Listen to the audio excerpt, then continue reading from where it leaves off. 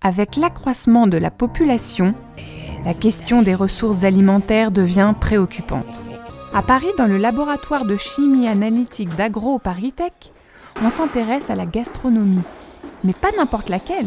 Ici, c'est un laboratoire de gastronomie moléculaire.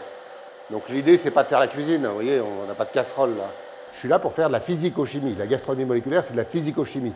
Donc je suis là pour essayer de comprendre les mécanismes des phénomènes. La science cherche les mécanismes des phénomènes. Vous mettez une goutte d'encre dans l'eau.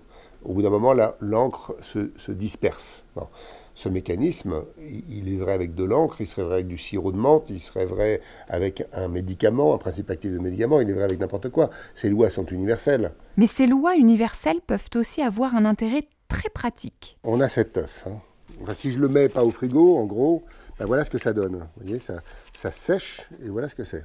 Là, on a fait du gaspillage. Or, en 2050, il y aura 10 milliards d'êtres humains sur la Terre, sans doute. Bon. Donc, on ne peut pas continuer à garder des œufs comme ça. Il se trouve que le blanc d'œuf, c'est de l'eau et des protéines, et le jaune d'œuf, c'est des protéines, des lipides et de l'eau. Ben, ça devient évident de faire comme pour le sucre. Le sucre, je n'ai pas de la betterave à la maison. Il y a quelqu'un qui, dans une usine, m'a extrait du sucre, et j'ai une poudre qui se conserve à l'infini. Donc il y a une question de se dire, mais oui, mais l'œuf, dans le fond, pourquoi est-ce qu'on n'enlève pas l'eau à la ferme comme pour la betterave? Et alors on peut, et on obtient des choses comme ça.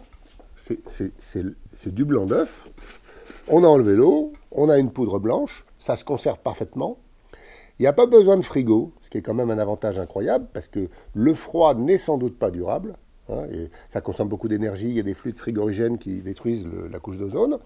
Mais on peut aussi arriver à un système où ça se stocke comme mon sucre. C'est-à-dire dans ma cuisine, j'ai le sucre, j'ai les protéines et je vire les œufs. Mais si je vire les œufs, je vire aussi les tomates. Parce que, regardez, tiens, voyez, j'ai laissé une tomate, elle s'est abîmée. Je ne peux plus la manger. Elle est achetée. Eh bien, extrayons de la tomate les composants qui ne sont pas de l'eau. Et à ce moment-là, on aura des huiles, des sucres, du sel, oui du sel, du glucose, et puis des tas de produits avec lesquels il va s'agir maintenant de faire de la cuisine. Et bien demain, la cuisine du monde entier, ce sera cette cuisine de synthèse que j'ai appelée cuisine note à note, et qui se développe dans le monde entier. Comme en musique, elle consiste à synthétiser. Oui, mais après, comment ça marche ? Ce qui compte, c'est la fonctionnalité des objets. C'est pas tellement leur origine. Je pourrais prendre des protéines de blanc d'œuf. Je vais vous prendre des protéines végétales. Je crois beaucoup au végétal, parce que le végétal, il est redoublable. Hein. Si je mets de l'eau, eh ben, j'obtiens comme un blanc d'œuf. Des protéines et de l'eau, c'est comme un blanc d'œuf. Ce que je sais, c'est que si je fouette un blanc d'œuf, ça se met à mousser. Mais quand ça mousse, ça peut aussi s'émulsionner. Une émulsion, ça veut dire mettre des gouttelettes de gras dans l'eau. Mon fouet va diviser les gouttelettes d'huile en deux, et en deux, et en deux, et en deux, et en deux, et en deux. Donc comme une mayonnaise. Alors allons voir le microscope.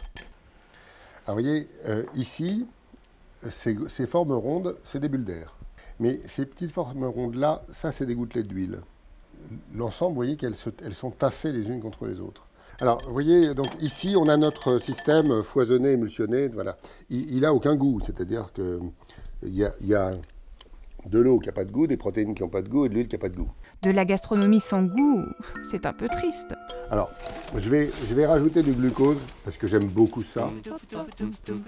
On va mettre du saccharose, ça s'appelle le sucre de table. Puisqu'on fait un dessert, on met du saccharose, voilà, du saccharose. Voilà. On va mettre une pincée de sel, parce que ça va faire ressortir des goûts. De la couleur, bon, de la couleur.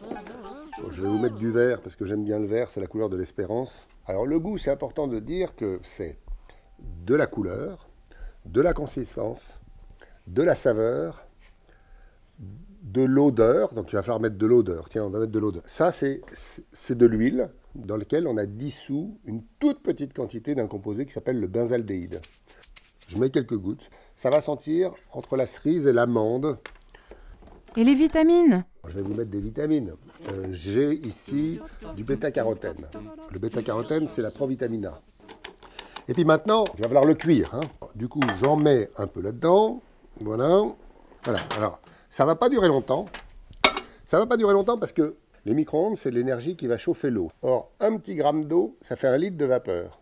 Donc ça va gonfler. Voilà, ça gonfle, ça gonfle, ça gonfle, ça gonfle, ça va déborder. Je l'arrête, il fait 100 degrés. Voilà. Ben, j'avais raison de ne pas l'avoir rempli jusqu'au bout. J'y vais. Ah, vous voyez, il a pris. Hein. Mais est-ce que c'est bon? Il y a de la longueur en bouche, ce qui est bien.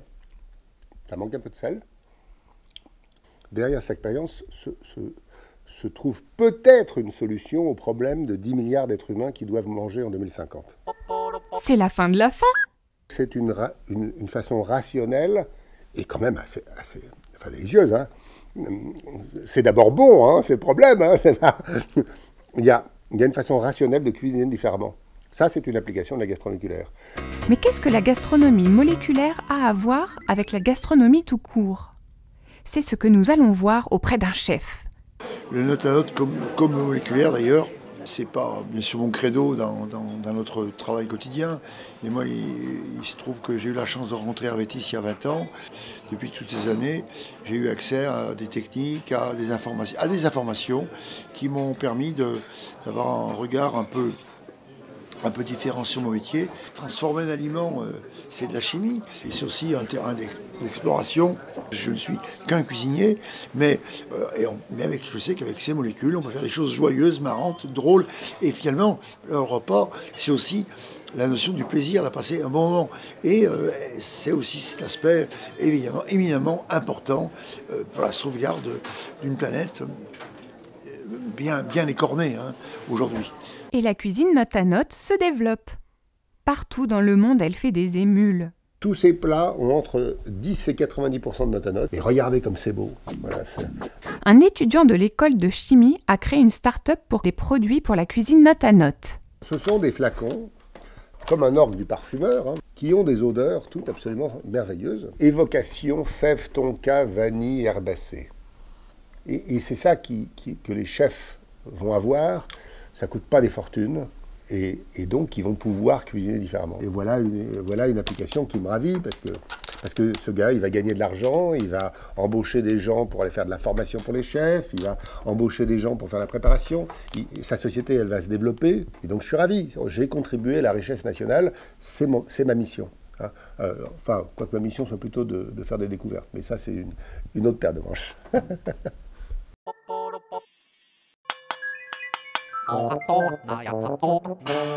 YouTube